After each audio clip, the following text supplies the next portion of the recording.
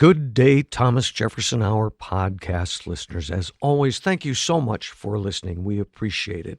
And we also appreciate those of you who have chosen to support the show. It means a great deal to us. Both Clay and I do this because we want to, not because we're forced to or paid to. But I will say again, those of you who have decided to support the show, we so appreciate it. You can go to jeffersonhour.com. Click on donate. There's a number of different ways to do it. And I'll leave it at that. And good day to you, Mr. Jenkinson. Hello, my friend David Swinson, the semi-permanent guest host of the Thomas Jefferson Hour, now in your 17th year of semi-permanent guest. That can't be right. It can't be right. It simply can't be right. How have we done it this long? And we failed to mention when talking about the U.S. Constitution that my online course starts almost immediately. And people can still sign up for it by going to jeffersonhour.com. I'm very proud of this. This is a chance to really talk about our troubled Constitution and whether it can be fixed or whether we're here are the possibilities. Either we're just kind of whining about a bad patch in American political life and things will get better, as they often do, or the system is fundamentally broken. If it's fundamentally broken, then we can try to fix it in one way or another, or we can scrap it and try again. But the idea that somehow the American mood is going to cheer up and a new era of good feelings is about to appear, that seems very illusory to me. And so when I look at this nation where, for example, just take infrastructure, we desperately need to spend a very large amount of money and human resources to rebuild the American infrastructure, from our power grid to our airports, to our roads and bridges, and then there's the soft infrastructure of cellular service and parental leave after pregnancy and so on. Everyone gets it. People disagree about the scope and the amount of money we should give to this, but everyone gets it that a great nation, repairs its bridges, that a great nation has first-rank airports and runways. And yet we can't seem to get this done. And you just wonder, how can it be that a nation of 1/3 of a billion people, the richest and most powerful nation that ever existed, a nation with this amount of creativity and enterprise and resourcefulness, can stall out while China is making this run? Even the most cautious people are saying that our conflicts with China, beginning with Taiwan, are going to begin to rock the globe, rock American life in the next 2 or 3 decades. And yet here we are stalled out. And you think, don't they see this? Isn't it in our interest to find a way out of this paralysis? And Jefferson, I think, would say, sometimes you just reach the dead end of a certain constitutional structure and you have to start over. But how do you start over? Where's our Madison? Where's our Hamilton? Where's James Wilson of Pennsylvania? Where's the Ben Franklin? Who's the Washington who's going to preside over the next constitutional convention? So it's a dicey thing. This week's show is titled Majority Rule, and it highlights all of those questions that you just asked. So we can save those answers that you and Lindsay came up with. We're so pleased to have her back. She's become a listener favorite, and she is so gracious to share her time, as is Professor Ellis, who will be on next week for a recap on his book tour and his new book. Before we go to the show, anything else you want to share with listeners? Cuba is on, but there's still some places for the Steinbeck tour. We talked about Steinbeck a week or two ago. And somebody wrote in and said when you were picking Steinbeck books, nobody mentioned East of Eden.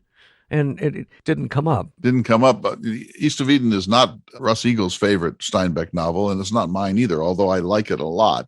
And I know people that think East of Eden is the greatest, but still, no, we didn't talk about everything, but we will talk about East of Eden at this event on the Monterey Peninsula. And we have a great, great time there, and we go on these wonderful field trips. And this year there's a little add-on. We're going to go to Tehachapi Pass and look down. Let's go to the show, though. This week, again, we don't talk about Jefferson a lot this week, but as always, his handprints are over all of this governmental discussion. And it's a real interesting discussion. I enjoyed listening to you and Lindsay banter back and forth. No, she's terrific, and she's been a great asset to the Jefferson Hour. We admire her greatly and wish her well in all of her pursuits, and she's become a regular. So we'll have her today, and we'll see her again in a few weeks. Let's go to the show. Good day, citizens, and welcome to the Thomas Jefferson Hour, your weekly conversation with or about President Thomas Jefferson.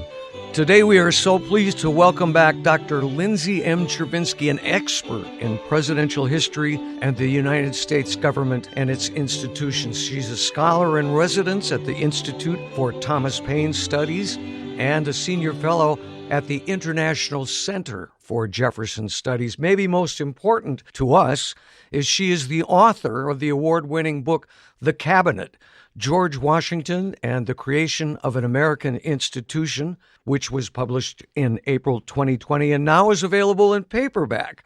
Welcome back, Lindsay. It's always great to have you. Thanks so much for having me back. I'm excited to be here. We wanted today to talk to you about your recent column published in Governing on October 13th, and I'm very anxious to hear you and Clay discuss this. The title of the column is How Did the Senate End Up with Supermajority Gridlock?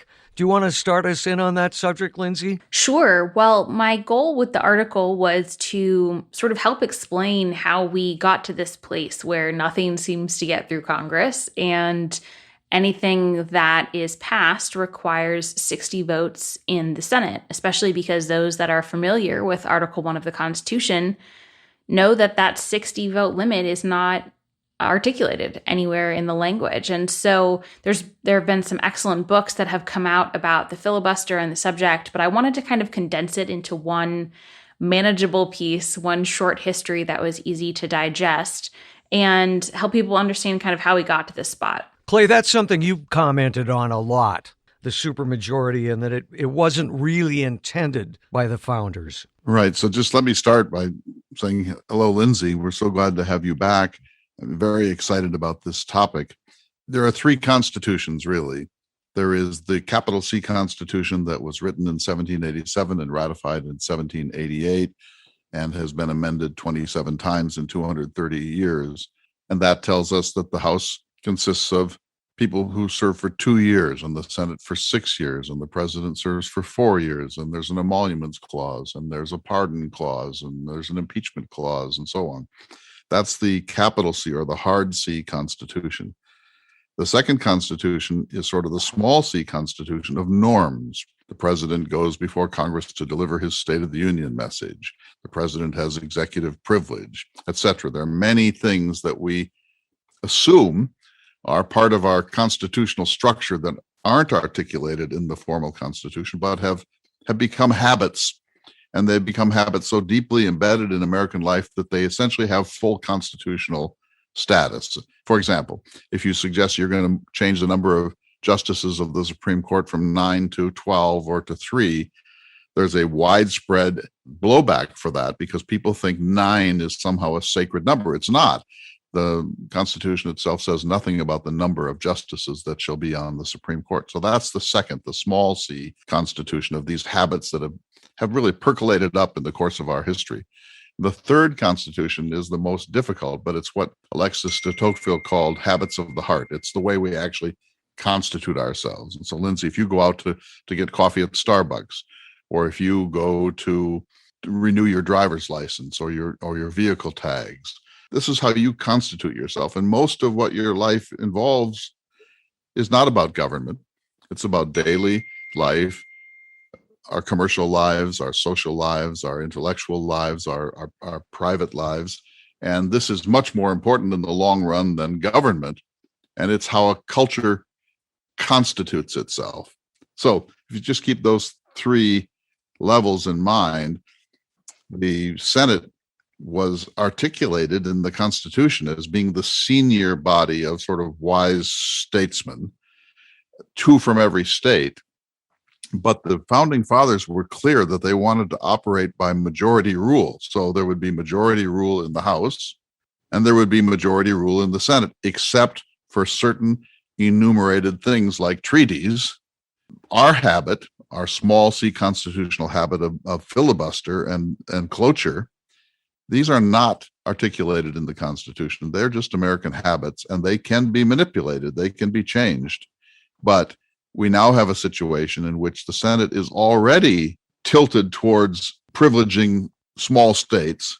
If you add to that cloture that you need to have 60 votes to pass a fundamental piece of legislation, that puts almost unbearable amounts of power in the minority. And if it takes 60 votes, that means that you need only 40 votes or 41 votes to stop any piece of legislation.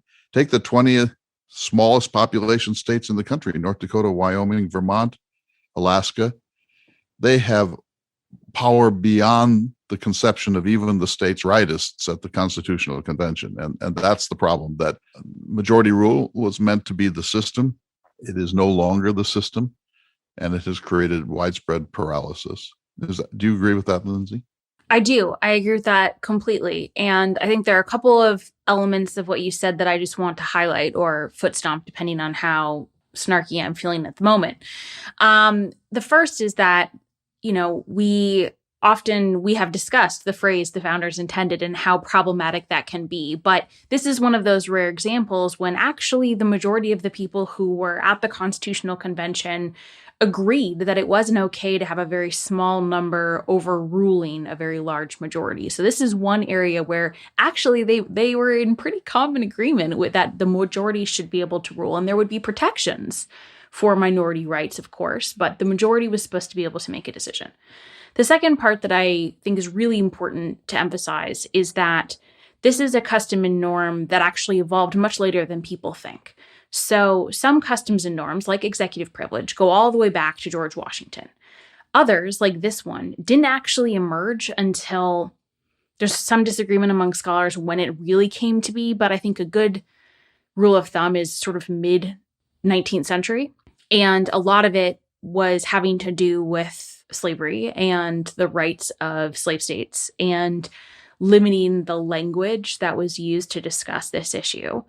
But it's not like it's something that's been with us from the beginning. And it came back in force, like really actually became articulated with Woodrow Wilson because he was frustrated that people were not passing things during World War I, and then came back again during the Civil Rights Movement in an effort to limit conversation about civil rights legislation. So this is a relatively new phenomenon. And so when institutionalists or senators talk about how it's so important to the history of the institution, that actually demonstrates a lack of understanding of the history of the institution and how it was never intended to be that way from the beginning and wasn't that way from the beginning. Let me reinforce what you just said, because I feel that it's such an important point, that the filibuster, that is one person holding up the business of the Senate, is not part of the Constitution, and it didn't come about early on. It really is deeply connected with race. It's not exclusively connected with race, but it is fundamentally, in its origins, connected with race. It's been the attempt by the Senate or some members of the Senate to prevent legislation that might have challenged their ownership of slaves and the perpetuation of slavery into the American West. And so you see it in the 1850s as one way of preventing racial justice in the United States. You see it again during the Jim Crow era, but particularly you see it in the 1960s in the civil rights movement, when President Kennedy and President Johnson attempted to get civil rights legislation passed by Congress. And the filibuster was an extremely important tool used by Southern resistors to prevent that civil rights legislation from passing. And so when we think about it, we think, oh, this is a question of civics. It may be a question of civics, Lindsay, but it is also fundamentally a question of racial justice in the United States, don't you think? I do. And that begs the question then, especially today, as we often discuss whether the filibuster belongs in the Senate and whether that minority should be able to impede progress, why people want to preserve a tool that has been used for such particular aims and continues to be used for such particular aims. So, for example, the most recent usage, we're recording this in late October, the most recent usage was to block a Voting Rights Act that would protect the right of citizens to vote. Why do people want to protect the right of to not protect the right of citizens to vote? It blows my mind how you can claim to be wanting to protect your democracy and yet wanting to make it harder for citizens to vote. Those seem to me to be completely at odds with one another. And just one quick historical note. In previous generations, the filibuster required Senator X to stand up in the well and hold forth for a day, for a week, for a month. And often we hear stories of they would read from the Yellow Pages. They would read Huckleberry Finn. They would read and talk about their lives. They had to hold forth because if they yielded their time, the vote might come about.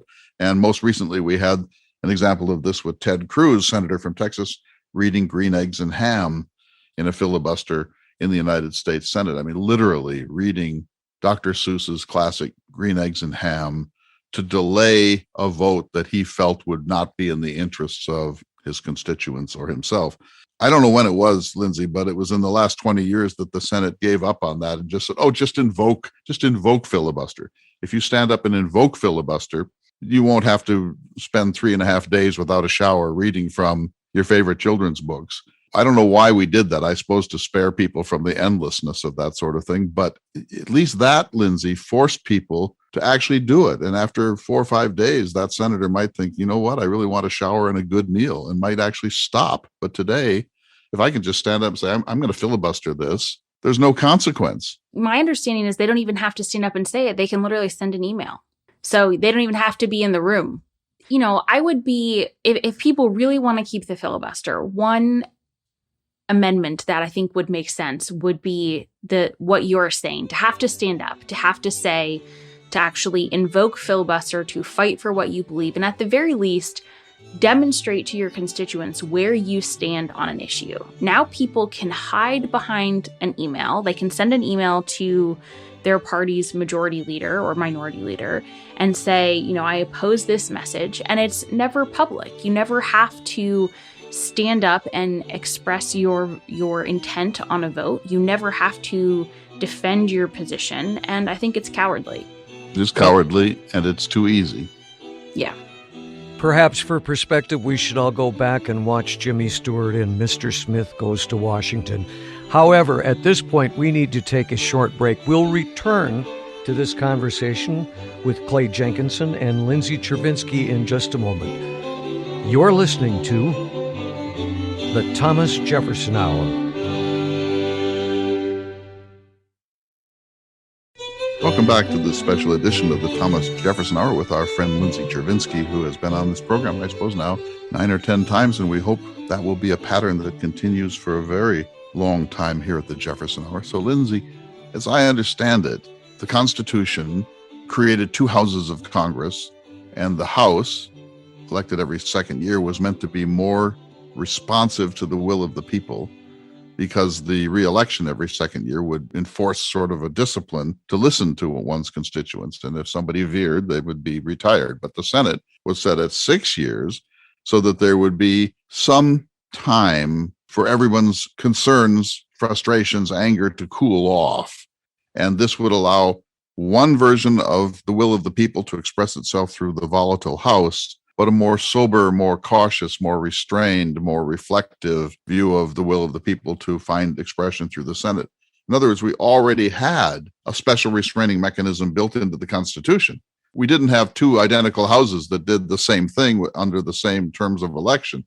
The Founding Fathers wanted the Senate to be a slowing down entity, wise, using the word Senate from Rome, these kind of senior constitutional advisors. And so we already had that system built in. To go one step farther then, and to prevent majority rule from existing in the Senate, is to double its capacity to prevent things from getting done. And it wasn't intended by the Founding Fathers, and nobody can look at it today from either party without seeing it as a paralysis mechanism. And of course, both parties are a little bit afraid to get rid of it, because if they're in the minority, they want to be able to paralyze the Senate. That's the only reason the Democrats have, well, that's not the only reason, but it's the main reason why the Democrats now haven't ended the filibuster, which they could do by simple majority rule. because they're a little bit afraid that if the Republicans come back to power, they will want that tool back that they've given away for short-term gain. Yes. And let me add, actually, there are two other additional built-in elements to slow down the passions of the mob, if you will. First is that initially, and of course this one kind of no longer exists because the senators were initially supposed to be elected from the state legislatures. So they were one element removed from the will of the people. That no longer exists, although I would suggest that there is a certain amount of seniority that is sort of required in order to run for a Senate, but maybe I'm giving too much credit to that particular institution. The second part is the presidential veto. The president can veto a bill that is harmful to minority rights, and it does require a 2/3 majority to overrule that. So there is a process inherently built into the Constitution to allow for that supermajority if it is a particularly harmful bill. And I feel like we've completely forgotten that as a country. Allow me to respond, though, to your question about sort of our current day. I have zero doubt, absolutely zero doubt, that if the Republicans were to take the Senate in 2022, they would do away with the filibuster in a moment if it served their interests. Mitch McConnell has already proven that he's willing to change the rules of the filibuster when it suits him.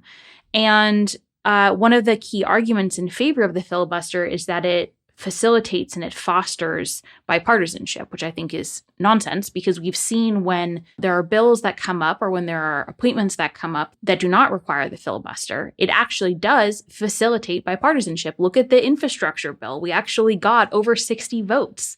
Look at some of the appointments that have been made for the president's positions in the president's cabinet. You get over 50 votes when there isn't that really intense pressure of the filibuster there. I couldn't agree more. And let me just add one more element. There's another anti-democratic part of the structure of the Senate. Today, California, with 40 million people, has 2 United States senators, and Wyoming, with about 500,000 people, has 2 United States senators. That's inherently anti-democratic. And so let's review.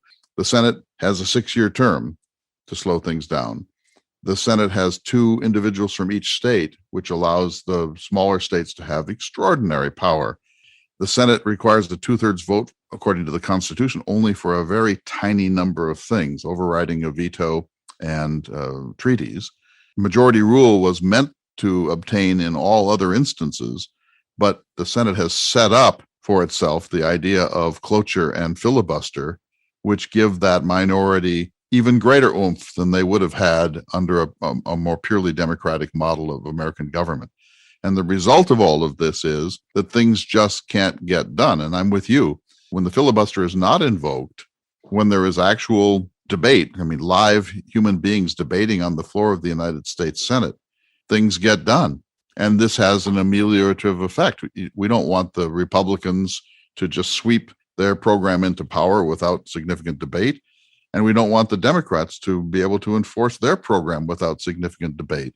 And so in my opinion, from almost every possible perspective, the filibuster is a mistake. And the more so when you realize that its historic origins are largely about keeping Black people down in the American democratic system. So I have a question. I actually have 2 questions for you, Clay. The first is, I think one of the best, this is never going to happen because it would require a constitutional amendment, and Lord knows this constitutional amendment would never get passed. But I think that one of the best ways to reform our system would be to make the Senate population-based like the House. I think it would resolve a lot of these challenges. What do you think about that? I couldn't agree with you more. I've actually done the math. I'm sure you have too. And under my model, California and Texas and Florida would get 5 senators each. And then states like Massachusetts and Illinois and others would get 4. And then other states would get 3. Little states like North Dakota and Wyoming would get the statutory 1. So there would be 1 for the tiniest states, 2 for states like Nebraska with 1 million or 1.5 million people, 3 for states that have 5 or 6 million people. And then there would be significant weight for states like California and Texas and Florida, which have such massive populations. And you could still keep it at 100 if you really wanted to, or you could expand it to 120 or whatever.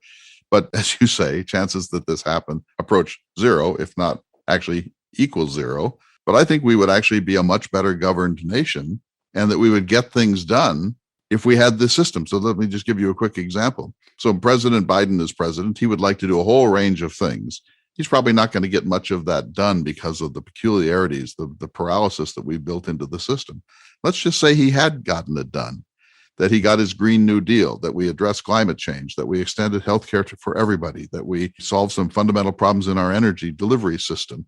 If he got a lot done using almost a parliamentary system, he might be rewarded by the American people. They might say, thank God Almighty, something finally is coming out of Washington, which actually seems to be addressing these problems. And so by clinging to this fossil of the past, we're preventing either party from enacting a program of legislation that might ameliorate the conditions at the border, might ameliorate the conditions of global climate change. I would actually argue there's an even more nefarious outcome, which is that when generation after generation of politicians can't really get anything done, it leads people to believe that the system is broken and that democracy can't work. And it makes them start to flirt with the idea of other types of systems. I think there was a poll that came out that suggested for the first time, more than 50% thought that democracy was no longer a viable option. And so that leads people to want to support politicians whose sole goal is to tear down the system, to undermine the democracy, because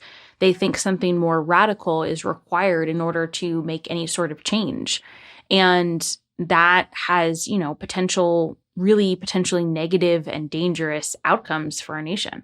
If you read the Trump presidency, even in the most benign way, I think you would say that he was put into office by millions of people who feel that the system is broken and can't be fixed, who want to tear down many of the norms, and who believe that some flirtation with authoritarianism is the only way out from the problems that we're in. And so that doesn't necessarily suggest that they wanted to sack the Capitol on the 6th of January, et cetera. But do you agree that the Trump phenomenon is a barometric measure of the cynicism and the sense of that there's no way out that many honest people feel? Yes, 100%. So let me ask a follow-up then, which is that there are people in the Senate who I think are well-intentioned and want to keep the filibuster for some of the reasons we've articulated. I don't believe that they are stupid. I don't believe that they are willfully ignorant. Given the information we've talked about and the outcomes that we've talked about, how can someone like Joe Manchin still think that the filibuster is helpful? I mean, of course, I'm asking you to get inside someone else's brain, which is always a dangerous proposition. But I really have trouble understanding how people can still make this argument in good faith. And I don't think that he's making it in bad faith. I think he genuinely believes it. And I'm just really struggling to understand why.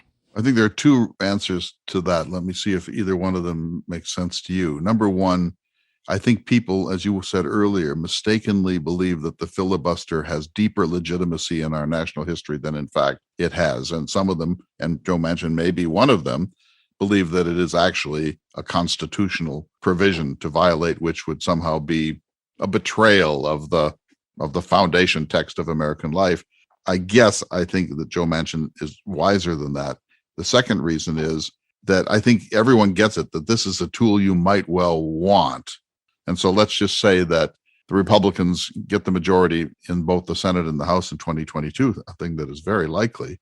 And then they decide to put a program of deep voter suppression in, or build a wall on both the Canadian and the Mexican border, and to expel Muslims or whatever it is. I think someone like Joe Manchin and many other people who are good American patriots believe you may want that tool. You may need that tool to prevent a simple majority from damaging the country in some unprecedented way. And don't you think everyone kind of has that uneasy feeling that it's a tool that we hate, but we may need? I think you're right. I mean, I guess I feel like that's maybe giving, as I said, maybe giving Mitch McConnell too much credit. I don't think he's met a political norm he hasn't been willing to break yet. And so I just don't really know why they think that one would be the one exception, but maybe they know him better than I do, so we can give them that credit. You're very kind.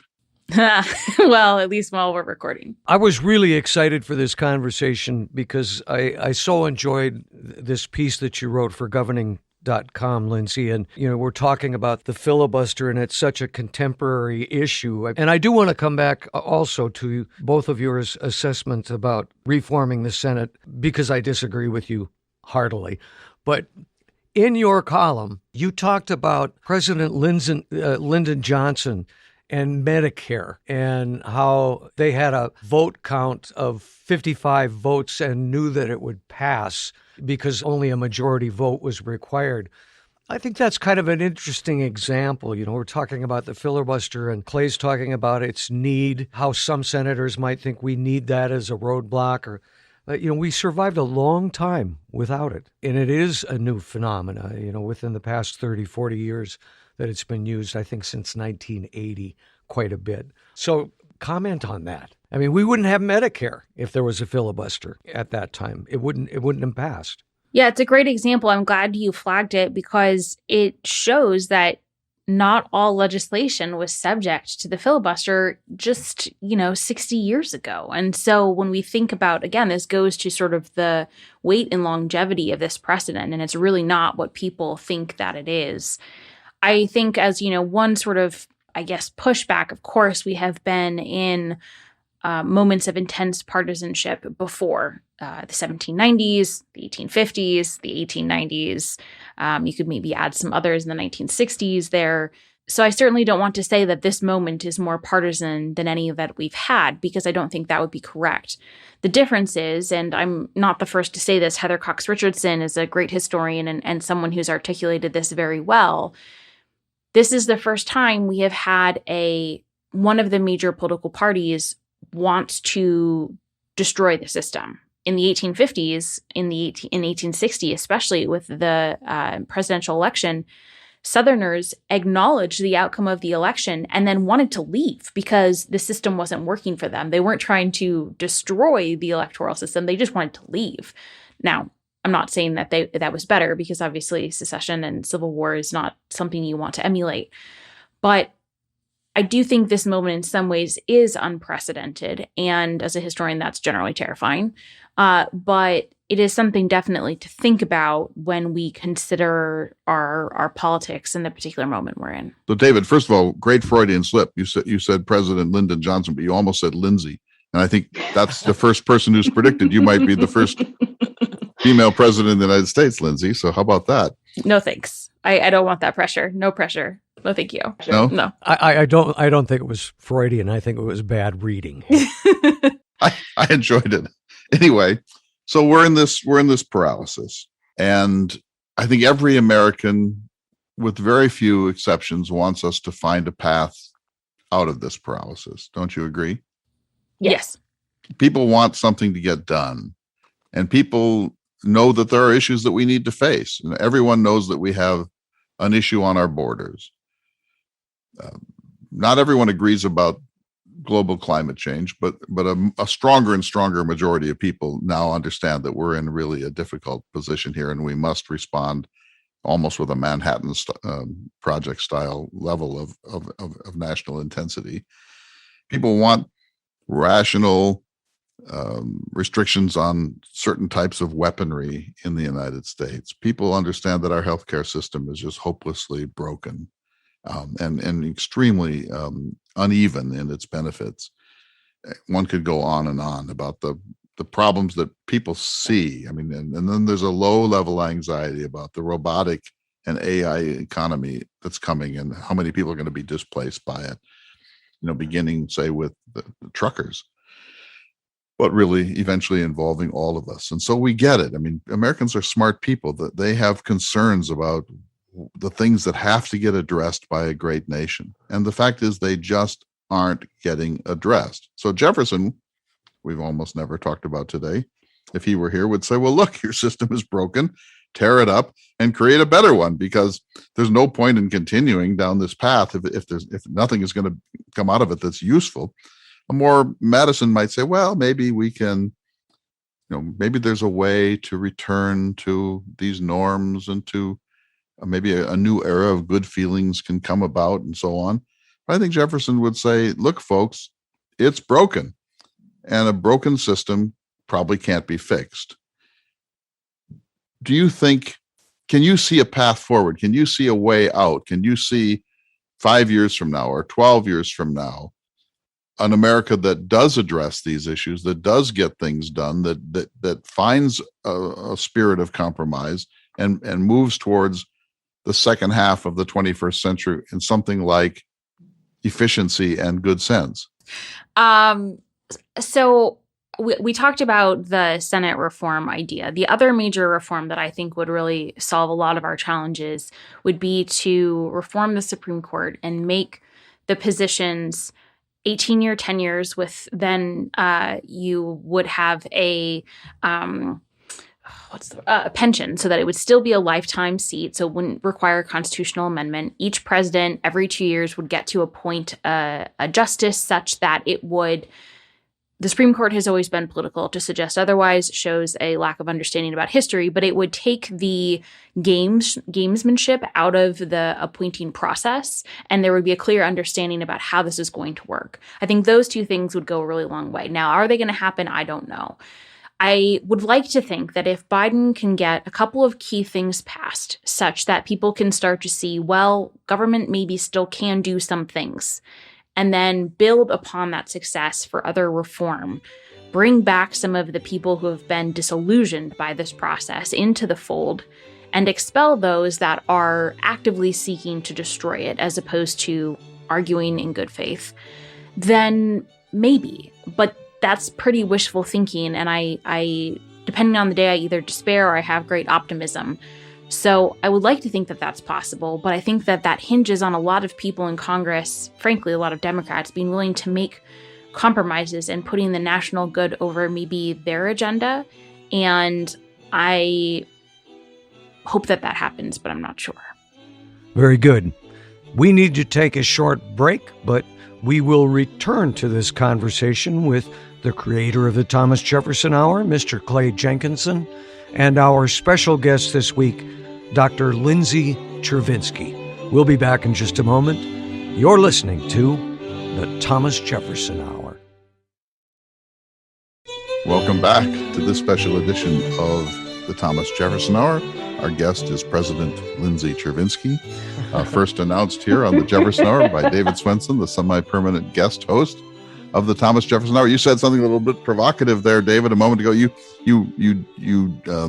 disdained, you condemned Lindsay's and my plan to change the United States Senate into a more pluralistic entity. I beg your pardon. It was just a disagreement. But seeing as you asked, let me just say, we can agree there is no action without a reaction. And while I applaud the two of you in finding a solution to gridlock, I would challenge you both to play that movie to the end. If we are governed in the Senate by large regions, what happens to the rest of the country? The smaller states are going to have very little say. While I appreciate the fact that it is a pathway to breaking gridlock, the system that we have has worked pretty well. I believe it can work well again. First of all, I get it. I mean, the compromise that occurred in the summer of 1787, in which every state gets 2 senators, was a very important compromise, without which there probably could not have been a United States Constitution, and it really has some benefits. I doubt that the 2 senators from Wyoming have really been able to offset California by just being 2 senators from Wyoming. In other words, I think we mythologize that power, especially now that earmarks are no longer part of the system. I think we mythologize that power unnecessarily. Tell that to Joe Manchin. And look what Joe Manchin is doing. This is a perfect point. Let's see if Lindsay agrees with me here. I think the country is more progressive than we like to admit. Of course, there's a very strong conservative element in the country, but the country has always been shown anxiety with Social Security and Medicare and Medicaid and the Americans with Disabilities Act and Wilderness and the Clean Air Act and the Clean Water Act, and for that matter, seatbelts and helmets on motorcycles. When these things are proposed, there's always a kind of don't tread on me backlash or a states' rights argument that this is tyranny. And then after a few years, everyone gets it that these are really important parts of being a stable human being in a modern world. And so I think if the progressives, if moderate progressives in the Democratic Party could fulfill their platform over a 2, 4, or 6 year period, that the country would actually breathe an enormous sigh of relief, and we would have new fundamental protections of the stability of average Americans that are unprecedented now, and because of which rural America, because we're paralyzed, rural America is in deep, deep, deep trouble. I don't see that the red states have contributed much to solving the fundamental problems of the United States. For example, if you think you can close the border with Central and South America, it can't be done. And it certainly can't be done with a wall. We have one bad idea after the next being put forward to kind of hold the line against modernity. But guess what? Modernity is here. We're going to be a white minority nation by 2070 and maybe sooner. You cannot prevent these things from happening. You can stall, which is where we are now. But if you actually said, well, let's just let a compromise system of moderate progressive legislation pass, I believe the country would be infinitely better off than it is today. And the ones that are holding this back are Manchin and North Dakota senators and Wyoming senators and Arkansas senators and Mississippi senators, et cetera, et cetera, et cetera. In other words, these individuals, about 20 of them, have power beyond anything that even Hamilton could have recognized as a legitimate power in a democratic culture. Tell me I'm wrong or right, President Chervinsky. No, I completely agree. So the last thing that David said was the system has been working pretty well. What I want to say is the system has been working pretty well for white men in minority areas. Granted. It is designed as such in 1787 for slave-owning white Southerners. And for example, let's pull up this Manchin example that you mentioned. It's not my fault. It's not my fault. There was a great Twitter thread online, and I don't have the exact memorized numbers, but I think I have them mostly right. There are 50,000 coal miners, I think, in the United States left. Or maybe it's in West Virginia, but I think it's in the United States. There are 50,000 coal miners. There are more than double that work in museums. There are more than quadruple that work as nurses or teachers. And yet those are not the constituencies that we are generally focusing on, even though teachers and nurses and our civic education is so essential to our future. And everyone knows that coal has to be phased out. This is not a good long-term industry. And if Manchin would let the president or let other people in Congress, they want to provide better paying, better trained jobs for those people because coal working is terrible for you. It's terrible for your body. It's terrible for the industry. It is terrible for the environment. And so, I mean, this is just a great example of that small little number is holding back the progress that we're talking about because of the way the Senate is formed. I would also suggest, sort of to take a different approach to this subject, so much of our system, we forget that we have a federal system. So much of our day-to-day life, actually, this goes back to Clay's first 3 constitutions. Our day-to-day life, so much more of it is influenced by state policy than it is by federal policy. Your local education is a state issue or a regional issue. Your the speeding limits in your state or in your local county are a state and local issue. Your water policy, your fire department, your teachers, these are all things that are still controlled locally and still would be controlled locally, even if the Senate was adjusted. So I don't actually think it would have that big of an impact on our life because we are in a federal system. In your column, you write, Article 1, Section 7 of the Constitution is unchanged since its adoption in 1788. And the House of Representatives still passes legislation by a simple majority. The Senate is the main obstacle to legislative productivity. The principle of majority rule outlined in the Constitution, therefore, remains subverted until the cloture rules are reformed or abandoned. So if Clay and you are talking about reforming the Senate to correct that, that would give me pause, and I would think. Well, first of all, what a great paragraph. I agree 100% and extremely well articulated. And that is enough. I mean, if you said to me, you can't get it all, but where should we start? I would say end the filibuster, end cloture. Let's take our chances with majority rule. Sounds so radical. Let's take our chances in America with majority rule. I'm ready to do it. It's a little too late for this administration. We all know that a new president gets most done during the first 18 months. Now we're a year in, almost. I think that if they abandon cloture tomorrow in the filibuster, it wouldn't give the American people enough time to see the benefits of the legislation would be coming. And I doubt that this would really change the 2022 elections or the 2024 elections.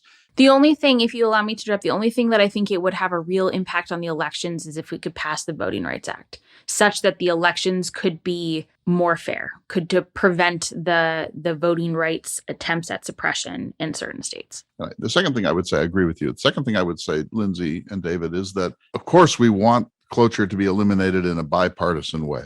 And whenever one party does anything like Obamacare and the other party completely resists, this creates a legitimacy problem. You want fundamental bipartisanship in key legislation. And so if the filibuster ended by Kamala Harris being the 51st vote, the Republicans would run on this, and it would be largely successful, because they would say, how can one party change the system of a great constitutional republic like the United States? And so you want this to be an era of good feelings. Lindsay, the era of good feelings was James Monroe. Jefferson was regarded as kind of a radical who turned out to be a moderate. Madison, lackluster, but a brilliant, brilliant man. Along comes the least of the trio, James Monroe, and presides over 8 years of American happiness. Now, keep in mind, add slavery to this mix. Happiness for whom? And I would also say that even that concept is, I think he had the good luck to inherit a system in which the Federalist Party had collapsed. It wasn't a good era of good feelings through his own manifestation. But also, we forget his second term was mostly stalled because his entire cabinet was competing against each other to be the next president. It's not really a very good cabinet of good feelings. Indeed. All these, I've been rethinking everything. I'm writing this piece for Governing now about how deeply woven race is in American history. And so, like 10 years ago, I would have said with joy, oh, this is Monroe and the era of good feelings. Now, when that sentence starts to come out of my mouth, I hear a little asterisk catch, and I think, good feeling for whom? Good feeling for whom? And this is important. I think that this is a really important breakthrough for all of us, that we now, I don't think we can talk about Thomas Jefferson ever again without an asterisk. I don't think we can talk about George Washington without an asterisk. I'm just working on Gabriel's Rebellion, the slave revolt that occurred in Virginia in 1800. You know how many people were hanged? 26. And yet the people who did Shays' Rebellion in 1786 were pardoned, except for 2. The people who did the Whiskey Rebellion in 1794 were pardoned. And yet when Gabriel, a literate black artisan who was a slave, was an enslaved man, attempted to do a slave revolt in 1800, which fizzled out, by the way. No white person was ever killed. No white property was damaged. The reprisal in Virginia was that 26 enslaved people were hanged. You can't look at something like this and not have that asterisk explode in your head and realize we do have a system which is fundamentally different for African Americans and Hispanics and Latinas and LGBTQ people, etc., than it is for the white male majority, or the former white male legislative majority in this country. And so this is the best thing that's happened in my lifetime, that this asterisk has gotten into the center of our discourse. But it really causes some problems, doesn't it, Lindsay? Because the big whopping generalizations we used to be able to trot out now have to bring pause. Well, it certainly makes it more complex, and it makes it harder to, paint a broad brush with the sort of rhetoric that sometimes is easier and happier to comprehend. I think it only causes a problem if I use the sort of the royal you here, not you specifically, because I think you do a great job of this. But if you as sort of the royal us, if we want to tell the story of Thomas Jefferson and omit those other things, if somehow that makes it impossible for us to still appreciate the good things and the contributions. And I know this is something we've talked about before, but I reject that concept that it has to be good or all bad, because that's not how I am as a human. I'm flawed. I make mistakes. Now, granted, I don't own people, so I think this is an improvement. But nonetheless, I am not a good or bad person, and to suggest otherwise would be deeply unfair as a self-assessment. And so I reject the notion that we have to say that, Thomas Jefferson was a great writer, period. We can also say he was a great writer, and yet some of his writing had some omissions or had some contradictions that we still struggle with today. And that is actually, I think, a much more interesting story. That's the asterisk. In other words, I don't want to pull Jefferson's statue down. I understand why some do, and it doesn't give me a sense of great outrage. It gives me a sense of sadness. To use the cliche, I think it would be madness to throw out the baby with the bathwater here. I think, but the asterisk is my answer to this.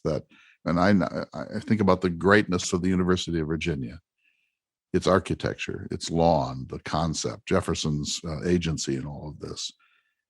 And then you have to think, well, the bricks were baked by enslaved people, the land was leveled by enslaved people, the buildings were built by enslaved people, all the worker staff until the 1980s was people of color. I think that's an asterisk worth having. In other words, that doesn't say that the University of Virginia is a terrible place, and it doesn't say that Jefferson was a horrible hypocrite for creating it. It says this is a great achievement by Thomas Jefferson, which could not have been accomplished without the enslaved labor of his time. Absolutely. And if we do that, everybody wins, it seems to me. It's a more nuanced, more complex, more authentic picture of Thomas Jefferson. It doesn't discard him, but it says this has to be dealt with in any serious conversation about this great man. Yes, I totally agree. I think it is never an either or, it is always an and. And that and is so important to actually including all of the people that lived in early America, all of the people that have lived in this nation up until this point. If we only tell one part of the story, we're really only giving a very tiny slice of that existence. And as historians or as lovers of history or as lifelong students, we should want to have the full picture. We are getting close to the end of our conversation for this week. Before we do, though, Lindsay, I want to thank you again for being so generous with your time and coming on the Jefferson Hour. You're a real favorite with our listeners, I must tell you, if you don't know that already. And I also wanted to, find out what you're up to now. And maybe you could tell listeners again, if they want to follow your work, where they can find it. Plus, you mentioned new books on filibuster. If you have any recommendations, speak now. Absolutely. So let me start there so I don't forget. There's a great book called Kill Switch by Adam Jenkinson. He actually worked in the Senate for quite some time with Harry Reid. And it's a really, you wouldn't think a book about a filibuster would necessarily be super exciting, but it is fantastic. And so highly recommend that. I see Clay recommends it too. I can be found waving it around. Always good to have the actual physical evidence. I can be found online. My website is lindsaychervinsky.com. You can sign up for my newsletter there, which is called Imperfect Union. I write an essay every month, and it includes links to all the other pieces that I've written, like the governing articles we've mentioned, podcasts, all sorts of things. And I am on almost all of the social media channels, but Twitter is my favorite. So I can be found there at LM Chervinsky. Yeah, you had a great Imperfect Union about Washington's farewell address on its back in September. I think it was an anniversary of him giving that. That's a great read. Thank you. Yeah, and that was a great example of, I've been working with this document for years and years and years and years. And then I was doing a presentation on it for a bunch of teachers, and the conversation sparked some new ideas for me. So we never stop learning, ideally.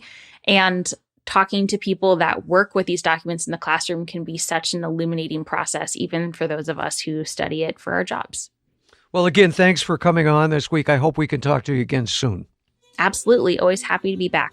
Lindsay, the issue of cloture and the filibuster is a gigantic one in American life. And for everyone who listens to the Jefferson Hour, who feels despair over the paralysis, look into the issue of the filibuster, its historic origins, its use and misuse, the misconception that it's somehow constitutional in its basis, and what would happen if we eliminated it, and how much it has already been manipulated. It's routinely manipulated by the United States Senate. And so the sense that somehow if we did this, the whole edifice of the American Constitution would collapse is just nonsense. And so the best way to get out from under our own ignorance is to read, and we can start with Kill Switch. So thanks to everyone. We'll see you all next week for another important edition of the Thomas Jefferson Hour.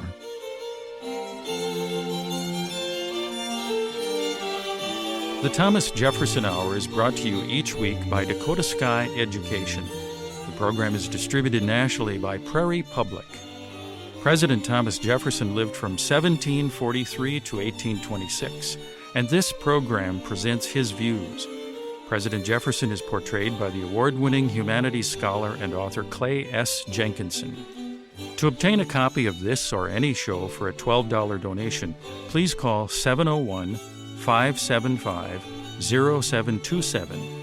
This program is also available online at jeffersonhour.com and on Apple Podcasts. If you'd like to correspond with President Jefferson or submit a question for him to answer on the program, please visit the website at jeffersonhour.com. The Thomas Jefferson Hour is produced at Makoche Recording Studios in Bismarck, North Dakota. Bach Cello Suite No. 3 in C Major by Stephen Swinford. Thank you for listening. Please tune in again next week for another thought-provoking, historically accurate program, Through the Eyes of Thomas Jefferson.